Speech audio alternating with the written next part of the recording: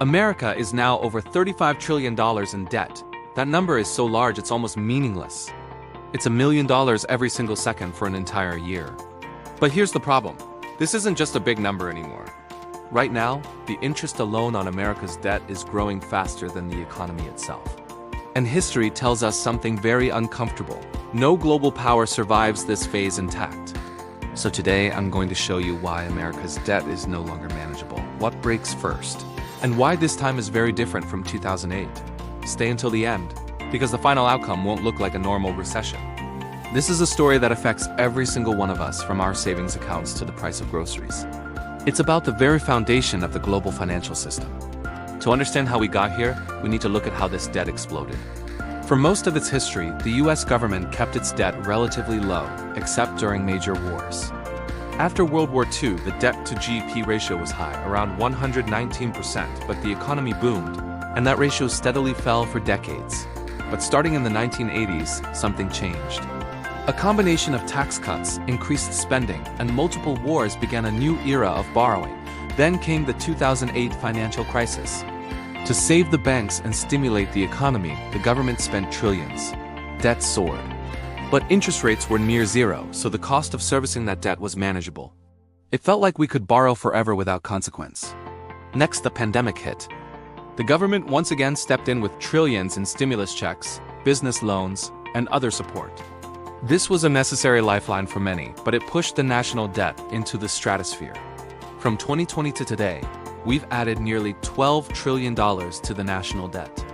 That's more debt than the entire country had accumulated from its founding all the way through the year 2009. We're now at $35 trillion and climbing. But the size of the debt isn't even the scariest part.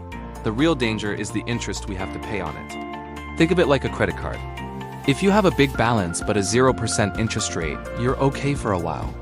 But what happens when that introductory rate ends? That's what's happening to America right now.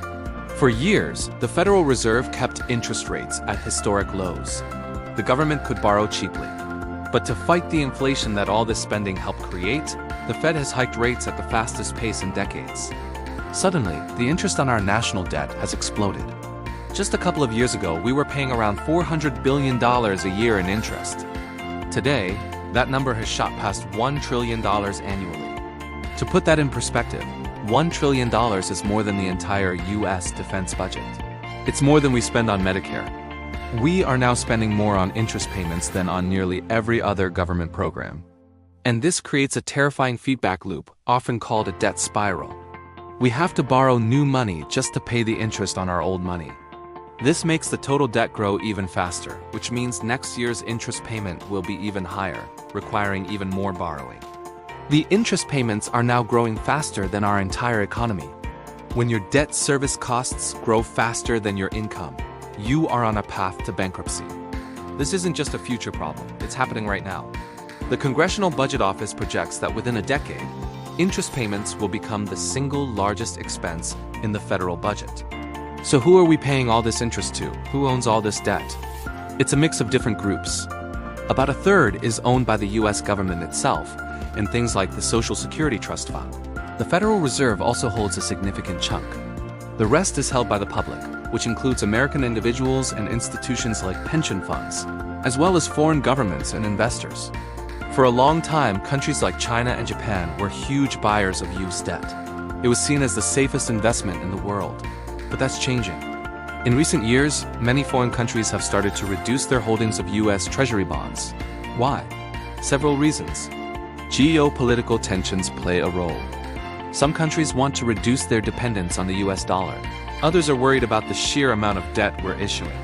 They're asking a simple question: can the US really afford to pay all this back? This declining foreign demand is a huge problem. If fewer people want to buy our debt, we have to offer them a better deal, which means higher interest rates. But as we just discussed, higher interest rates make our debt spiral even worse. It's a classic supply and demand problem.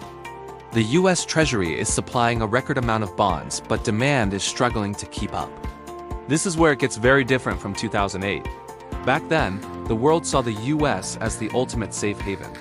When the global economy was melting down, everyone rushed to buy US dollars and Treasury bonds, pushing our borrowing costs down. It gave the government the room it needed to act. This time, the crisis isn't coming from outside. It's coming from within our own government's finances.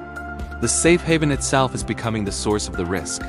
So what happens when the market starts to seriously question the US government's ability to pay its bills? What breaks first? It probably won't be a sudden, dramatic default. The government can always, in theory, print more money to pay its debts. But that has its own disastrous consequences. The first thing to break is likely to be the Treasury market itself. We might see something called a failed auction. This is when the Treasury tries to sell new bonds to raise money, but there aren't enough buyers at the interest rate offered. This would be a massive signal to the world that investors are losing faith. Panic would ripple through the financial system. The stock market would likely crash because the interest rate on Treasury bonds is the bedrock of all finance. If that risk-free rate skyrockets, the value of every other asset, from stocks to real estate, has to fall. This would trigger a severe recession, but not like the ones we're used to. In a normal recession, the government and the Fed step in to cut interest rates and increase spending to cushion the blow. But in this scenario, they would be powerless.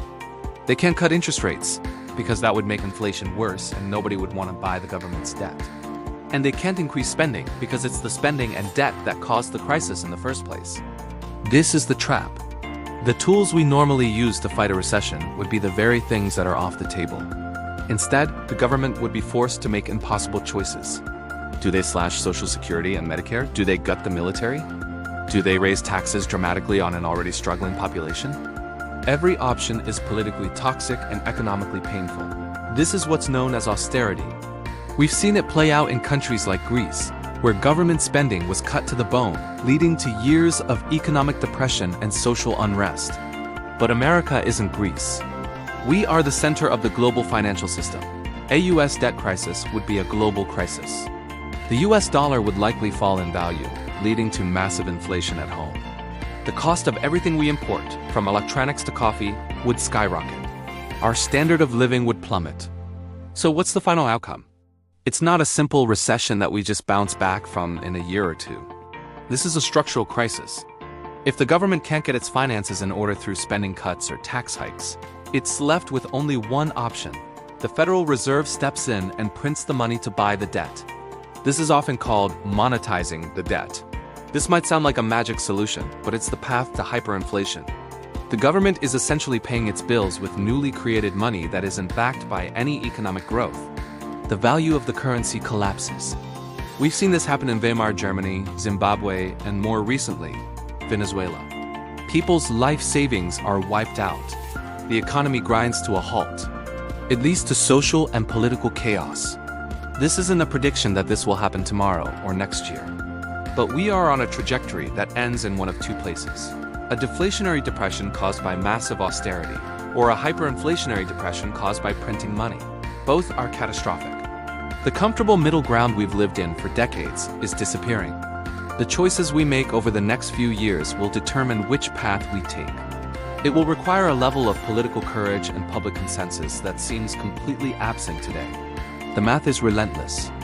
We can't just grow our way out of this anymore. The debt is too big, and the interest costs are compounding too fast. This isn't about being partisan. It's about arithmetic. We're in uncharted territory, and anyone who tells you they know exactly how this will play out is lying. But what we do know from history is that systems like this don't bend, they break. And we are getting dangerously close to the breaking point. Thanks for sticking with me through this. I know it's heavy stuff, but it's crucial to understand.